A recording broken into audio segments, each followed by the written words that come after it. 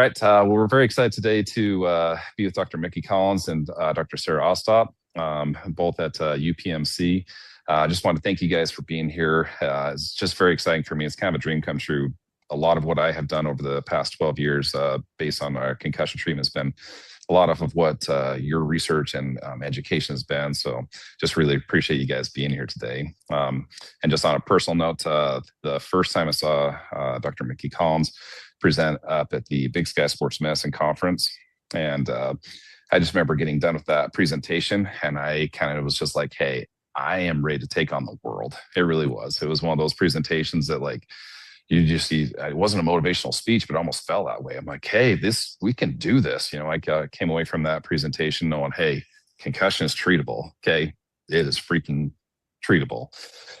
Number two, here's some of the things that we can do for it. And number three, the information of just trying to rest it, we're throwing that stuff out the window. So just really appreciate that's what, and for me, it has become my passion too. I mean, like concussion is such an amazing area to treat. And it's been amazing for me. So just thank you guys for being here. I really appreciate it. So thanks, Shawn. Appreciate those comments. Yeah. So okay. First question I had for you today. For like a entry into like a specialty clinic, okay, that we know what to do for concussion treatment. What do you guys think as far as the time frame on when somebody should get in? I know there's some good research on delaying to get to a specialty clinic and all that stuff. But what is your guys' take on when should somebody reach out to find a specialty clinic? And what do you guys feel is kind of like the minimum entry point as far as what the team needs to be, what information they need to have to be a good entry point for that care? You want me to hit that, Sarah? I'll hit that.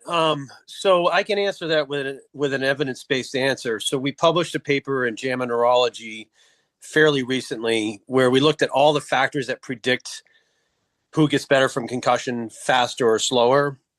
And out of all the risk factors for concussion, and there's many, migraine, car sickness, being female, anxiety, oculomotor issues, pre-existing, learning disability, the factor that best predicted who got better fastest was if patients got in to see our clinic within 7 days, that predicted the outcomes more than any other factor or risk factor. In other words, the sooner we see the patients, the sooner we can get them in the right lane. And as you know, Shawn, we've now identified there's different types of concussions. There's 5 different clinical profiles of the injury. If we can match the right treatment to the right problem immediately, the outcomes are far, far better. And so the quicker they get into a specialty clinic, especially in clinics that actually take an active approach to treating this, those outcomes are going to be better. So that's my answer to that question. And I'll tell you, we really feel if we can get on the issue within the first day or two of injury, 2 or 3 days. Now, sometimes it's just not possible, but if we can get them within a week, we can get this turned around pretty quickly. And we see that anecdotally, not just through our research, but the sooner the better, in my opinion. Absolutely. In regards to having a specialty clinic, I'm a little biased towards our model and our program, but neuropsychology plays the point guard in our system at UPMC. I think neuropsychology is very well trained in brain behavior issues. I think we understand the role that anxiety plays in this injury, as better than most. But it doesn't have to be neuropsychology as a point guard. There's a lot of good specialists out there that can do this as well. But neuropsychology being the point guard in our program, but absolutely essential. We have good physical therapy, mainly vestibular therapy and exertion therapy. We have psychiatry as part of our program, which is very important in the more chronic cases. We also have behavioral optometry as part of our program. We have people that can treat the neck if we need to have the neck treated. So I say that's the core team. And then, of course, there's zebras and horses, and some of the more complex cases, we may need to go in different directions, whether it be neurosurgery or different areas. But I think that's that's the core team for our model at UPMC. Sure. Well, and I think to build on that too, the other important thing is once you are in the clinic is getting the treatment quicker as well. So like we've had one poster presentation and I think a couple articles presented about, again, those people who fit the clinical profile to have vestibular therapy that get to vestibular therapy faster are going to get better. Same with those patients who are getting to exertion therapy faster, the better. And the other thing that we're very spoiled with too at UPMC is we have a great relationship with the athletic trainers as well. So our school age kids are starting exertion therapy the day of or the day after that they see exertion or see the concussion clinic because we're having them return to non-contact sports and start exertion therapy with the athletic trainers as well and having that kind of more eyes on the ground on a daily basis versus just me seeing them once a week or Dr. Collins seeing them once or twice a week.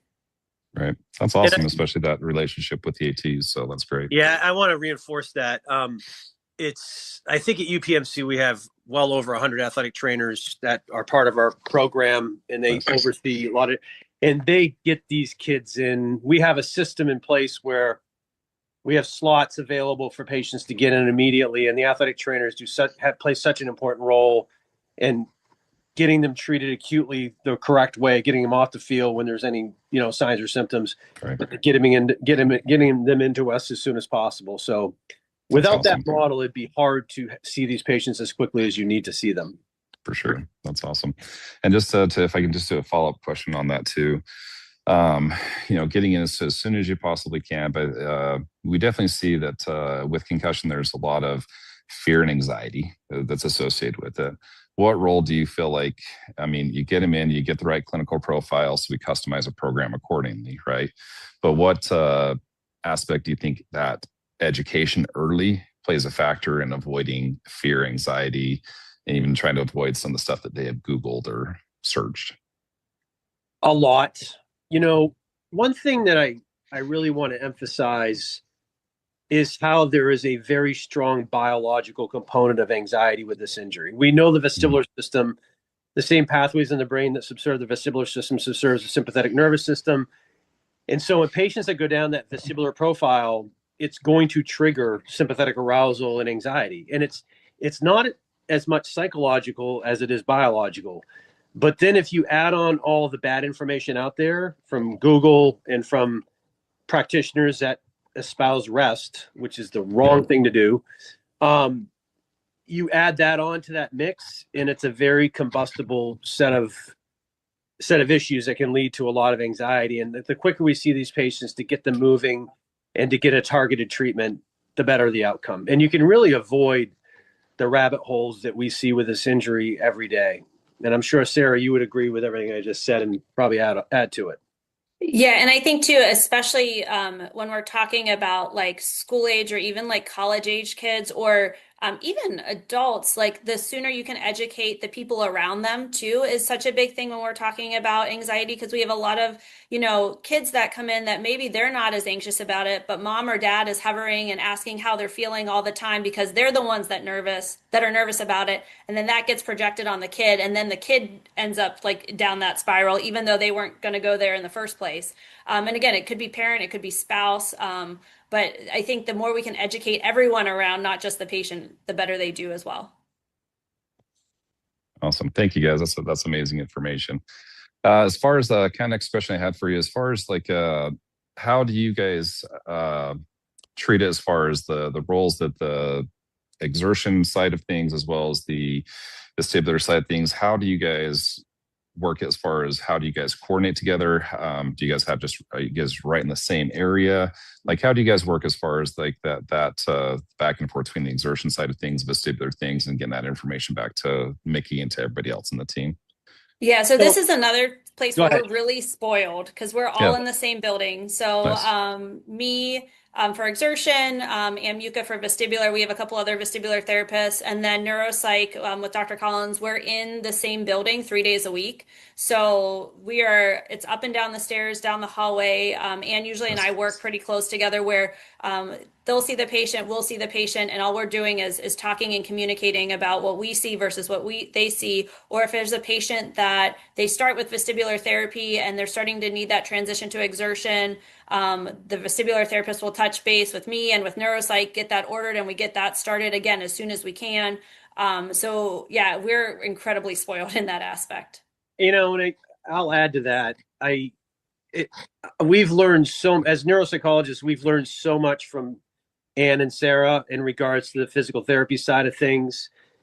And we really do talk the same language. We talk our language that we use is our clinical profiles and how we target the treatment. And we're always speaking to each other. And also, when you're treating patients that have a lot of anxiety, there's a good cop, bad cop approach that we take. Unfortunately, I'm usually the bad cop, and Sarah. Gotcha. Well, Ann's always the good cop. Sarah's okay. Always nice, huh? But she'll kick your ass in a heartbeat, which I love. Gotcha. But yeah, it's the communication that we have amongst each other is powerful, and it's quite special. And I don't know how people do it without that, honestly, because communication is essential. Absolutely. So, and as far as that goes, kind of with Sarah, like with you guys, a lot of times, are you guys starting the exertion vestibular at the same time? Does it tend to be a transition, get some of the vestibular stuff and then over to exertion? So it really depends on the patient, right? Mm-hmm. So and this is what, again, another thing I think we do really well is if it's someone who's very symptomatic, they sometimes start vestibular first, and then maybe they're doing that with a little bit of but some exertion in the sense of at least a walking program going on. And then if it's someone who maybe has mild vestibular symptoms, but they're just mild, they might go straight to exertion because we're going to hit some of that with the dynamic exercises that we use, as well as kind of working on and getting back to sport. I would say most of our athletes might see both of us early on in the first, just so we can kind of, again, work on the messaging, because we're all, especially with the anxiety piece, we're all kind of speaking the same language to them. We're reinforcing what the other practitioner has said, which can be very helpful. But again, it's really just based on what they need. I think our neuropsychologists are really good about not sending people to vestibular if they don't need it, or not sending people to other treatments if they don't need it. So it's very specialized based on what profile they have and what symptoms they have. And Shawn, if the VOMs plays such a critical role in us deciding how to approach this, if I have someone come in with a post-concussion symptom score of 100, 90, really high symptoms. Really high. But there's no provocation on the VOMs, but they're grossly symptomatic. I skip vestibular therapy and I'm sending them to Sarah because we know that anxiety is playing a big role. And the sooner we can get them moving and exercising, the better. Now, as a clinician, I have to frame why the patient's having anxiety and frame that we treat a vestibular problem through retraining. We treat anxiety through exercise and exposure. And we really set the stage for the patients to accept that information, because we're going to make them feel symptoms. That's how we treat this. And we're not afraid of doing that. And I think if you take an approach where you back off when, depending on the case and the profile, but if you take an approach of backing off when patients are provoking symptoms, I think your outcomes are going to be far worse. Gotcha. Well, I just remember the last time I saw you present, Dr. Collins, it was, you had talked about, I think it was maybe a UFC fighter or somebody that they just are, I thought it was maybe a UFC fighter, but some type of fighter, but they had just rested. That was the information they got. And you said the very first day you got him in, sent him down to exertion, and we worked him out. And he just said, man, after one visit, I was just already feeling much better, because he just, and I always tell my patients this too, hey, let's even say you didn't have a concussion. I just took you from doing all these sports, all these activity, exercise, all that stuff. And I told you, hey, don't do anything. You're not going to feel very good. Do you know what I mean? So I kind of use that same example. Hey, we got to get you back to feeling like yourself, doing the stuff that you love and enjoy, and get you to that activity level. So. Absolutely. So good. The next one I was going to ask about, I just had a opportunity that I think it was the last time that I saw Dr. Contos present up at Big Sky. He'd present the information on the concussion exit test.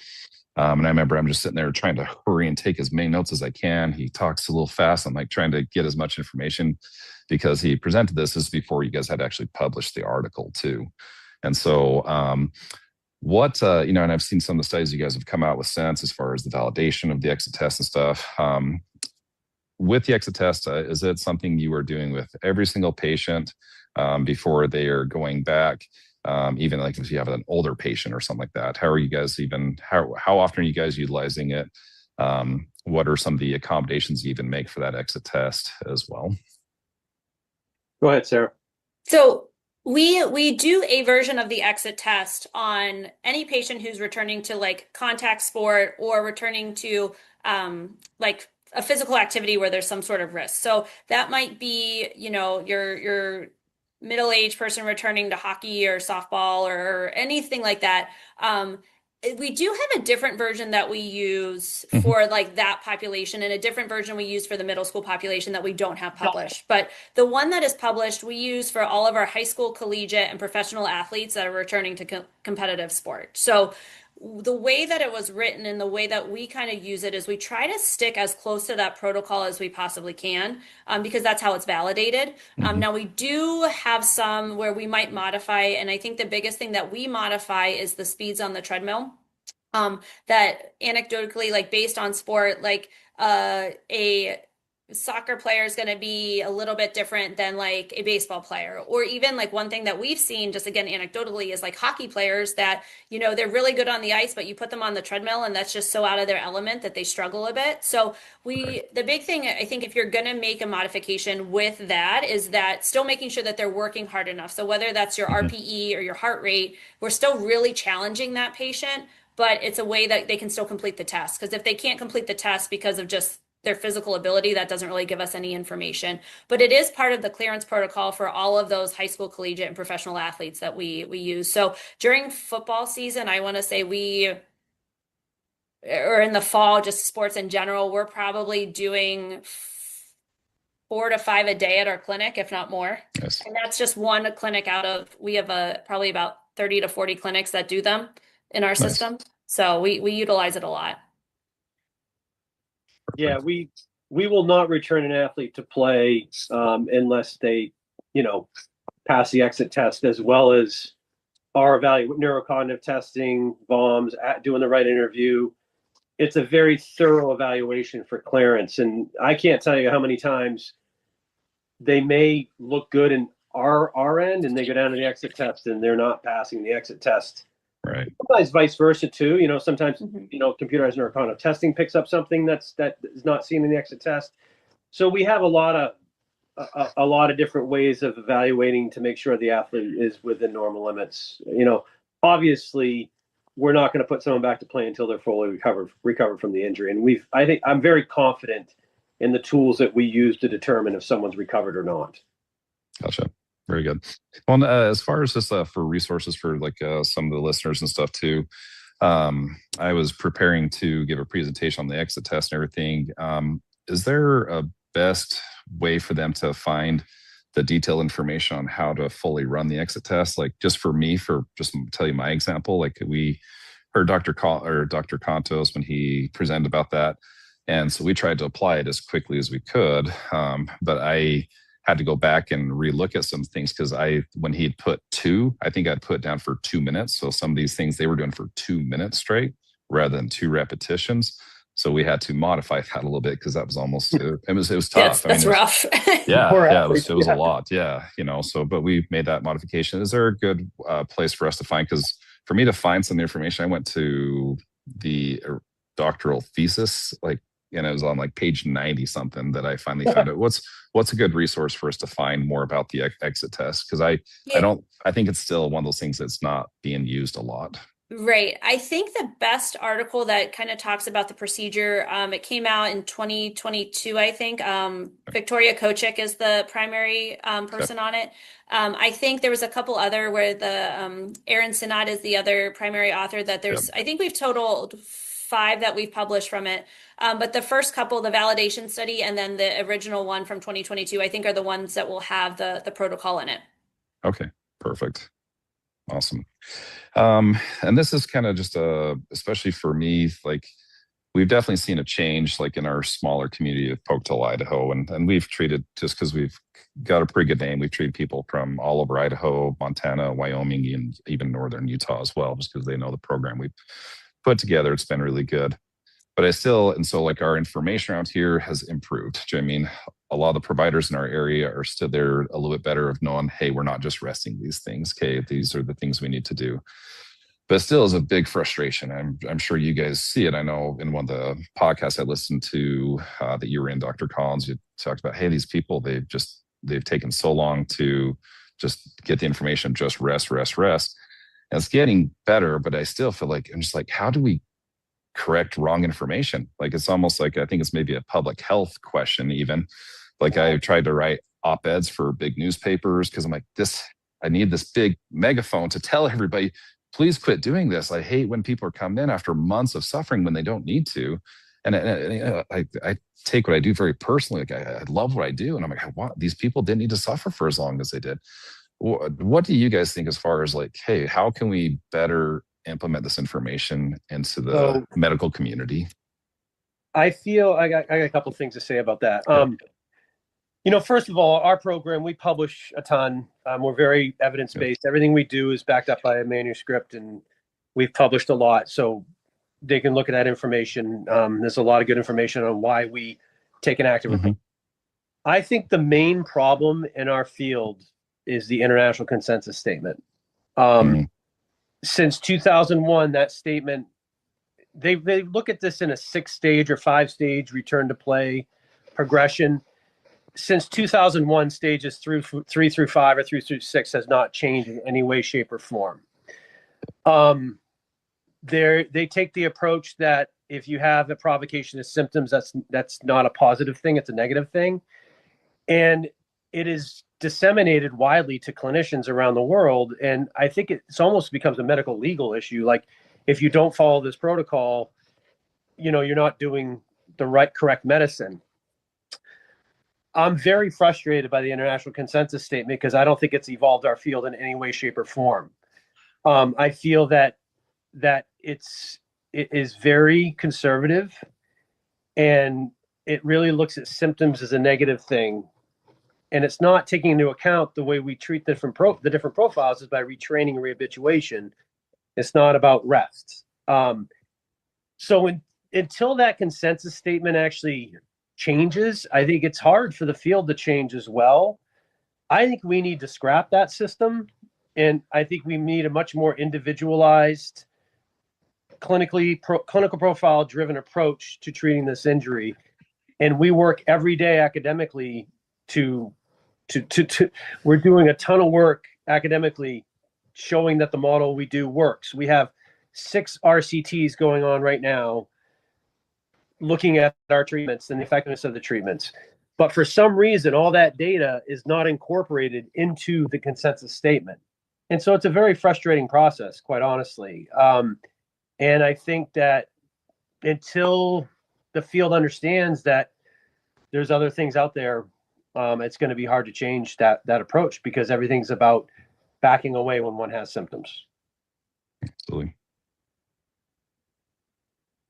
Sarah, you gonna leave me hanging out to dry? No, I agree 100%. And I think that's tough and I will say that stage approach, like I said, we do a lot with our athletic trainers that are contracted through our schools, and I do the education about the exit tests and exertion therapy. And it's always a hard barrier because what they've learned in school and what they've been taught is this like staged approach.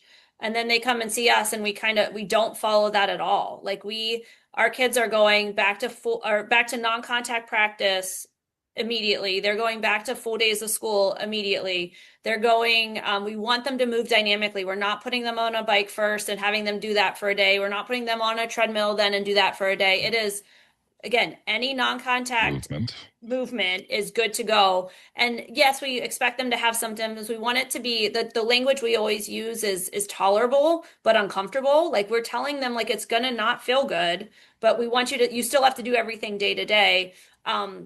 And so it's a hard part that we have to really educate even in our own system with patient or new practitioners, whether it's athletic training, physical therapy, but that's so ingrained. And we've had patients too that we see from all over the country and different states where the states are, again, like Dr. Collins said, like the states have that regulated at the high school level where they have to follow that protocol. So it's definitely tough, but definitely something we need to change. because it's not doing anyone any good. Yeah, I want to Absolutely. reinforce what Sarah said. We do not use the consensus-driven approach in any way, shape, or form in our program. It's all individually based. It's all targeted treatments. It's all clinical profile driven. It's activity, etc. And there's a lot of difference between how we approach this injury versus what's out there with a consensus statement. It's Absolutely. demonstrable differences in how it's approached. Absolutely.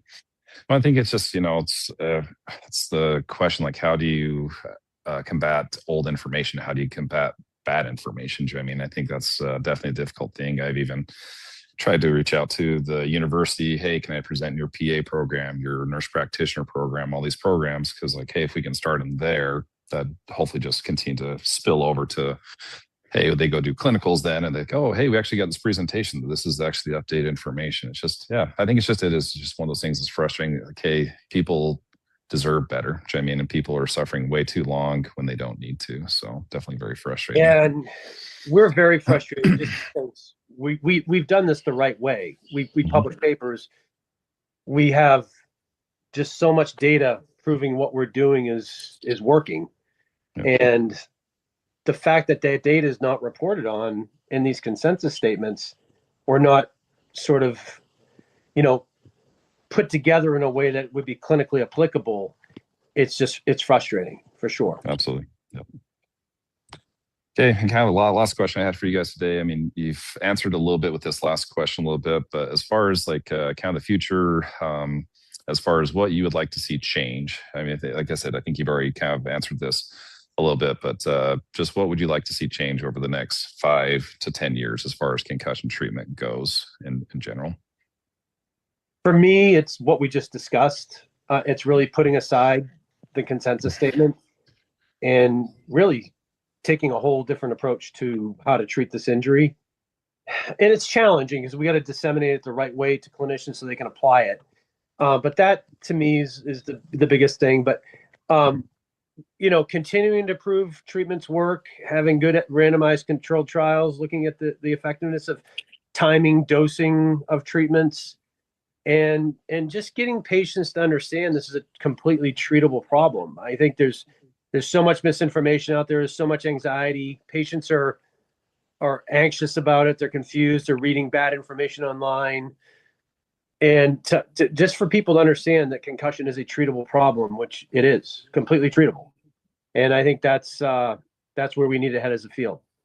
And I think even one of your presentations, Dr. Collins, I remember you had just shown some data as far as, and I don't remember the numbers, but said this percentage of people feel like the best treatment for concussion is rest. This percentage of people, they believe that brain damage is permanent, or that concussion is permanent, that you can never recover. And so I know that, and that's from quite a few years ago, I know, but like, I still feel like maybe those numbers are a little bit better, but I still feel like those numbers are still way, way higher than they should be, because this information has been there for a long time.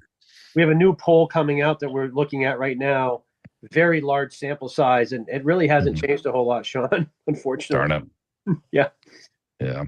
As I said, it's a big microphone. I just figured it out somehow. So. And I would echo that, because we've had a couple patients even recently that, again, they're coming in, they've been told to rest, and it's that fear that if you get symptoms, you're going to damage your brain. And it's such a hard thing. And especially when it's a more chronic case and they've been told that for a while, like, it's a hard shell to crack at that point to really get the buy-in. So I think, the more people that can get moving earlier and get the right treatment sooner, that's going to be the big push that I think will be helpful to a lot of people. I also feel, Shawn, and I know this will resonate with you, is that this is becoming a specialty injury more than ever. Mm-hmm. And you need to go to a specialist that knows how to do these things, because look, you can push the wrong buttons on this. We just don't get everyone. We don't tell everyone to live their lives and they're fine. I mean, we have to target the problems and treat the problems.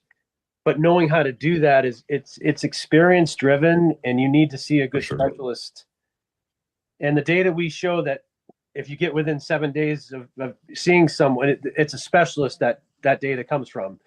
It's really becoming a specialty injury, and making sure pediatricians know to send patients to those specialists, and even neurology. I mean, neurology needs to learn to send to a specialist too. we need targeted treatments. That's what's going to be effective in treating this injury. Well, I think that's one of the keys there. Like you said, like, you know, it is the experience and stuff, but it really does come down to, it is an individualized plan. Like, we're not trying to say everybody's going to do this. And that's what medicine should be in general, rather than this, hey, everybody should do this. This is because of your pre-existing issues, because of your motion sickness, because that you had before, all this stuff. It very much needs to be a very individualized approach to it. And you have to have the experience to know what you're looking for, how we're going to push at times when we need to maybe back off a little bit, but to make sure that progression happens. Because I want people, I tell them, like, hey, my expectation for you is full recovery. Like, I try to make sure that is stated right from the get-go. I want you to know I'm excited to work with you, and we are going to get you fully better, not just kind of better. I want to reinforce, I tell every patient, if you don't feel normal after our treatment, we've failed as clinicians. Like, we're going to get you normal. Yeah. And it just changes the whole trajectory for these patients, because they've been fed with bad information, and a lot of them are disillusioned by what they've been through, and they actually don't believe it when they hear it. But it's doable. Sure. It's just a treatable problem. I think it's just important too, because I just wish that more people could understand too. Like, we have data and we have research that shows, like, not only is what we've done in the past, like, it's not as beneficial, but what we did in the past is harmful. Do you know what I mean? If you tell somebody to rest for too long, like, you are creating more issues. They're more likely to develop, persistent symptoms after concussions. Like I wish people would understand, like, hey, just the old for information. It's not just like old, like, it is harmful. Like, it literally is harmful if we're not doing the right stuff to intervene as early as we can. It is long-term harmful for the patient, not just kind of, well, it's not as good. It is harmful for the patient to do the old information. It leads to chronic migraine, chronic anxiety, chronic cognitive issues. And unfortunately, we see patients that are suicidal all the time. It's not unusual to see that. Because it leads to very significant sympathetic arousal and rumination, and it can lead to very dangerous psychiatric consequences too. So yeah, I couldn't agree more with you. And we appreciate what you're doing here and getting the word out there, Shawn, and the work you're doing in Idaho. Pretty cool. It's pretty cool that you saw us presenting in Big Sky and took the initiative and doing the work you're doing. It's really cool to hear that. Well, thank you. It really is. It's just it's my passion. Like, and I think that's what's cool about being in this area is, like, the difference you make. Like, it is crazy rewarding. Like, it's not just like, hey, this is cool. Like, this is very rewarding when you have a parent say, when you have a parent say, hey, I got my kid back. They're their normal selves again. I mean, it is very, very rewarding. It's an amazing area to treat. So it's easy to be passionate about. Couldn't agree more. Yeah. So, okay. Well, that's all I had for you guys today. Unless any other thoughts, any other thoughts that you guys had or anything else you guys wanted to share? Sarah? I'm good. I feel like we covered a lot of good stuff. Okay, awesome. Me too. Well, thank you guys. I really do appreciate your time.